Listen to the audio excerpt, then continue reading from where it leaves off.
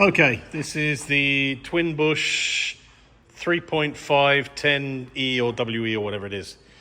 There's my control unit, and these are the extra ramps. These are sort of quite heavy, galvanized steel, and basically it took me ages to figure out, because there's no tutorial anywhere, how these clip on. Because the larger ramps have screws underneath here which bolt this to the floor, but this has like this little thing here, right? So it's got two little hooks there, so you like hook that on there like that, right? And then you hook the two little hooks that are here, you just hook those, sorry, there's one hand like that.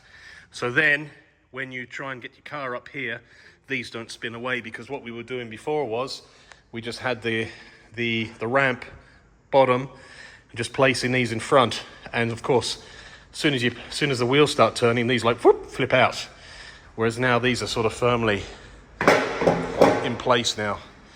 So yeah, I hope that helps somebody.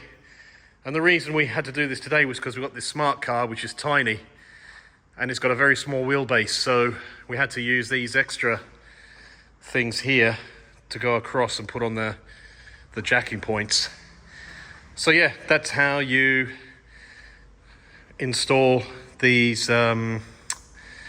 steel ramps. Hope that helps somebody.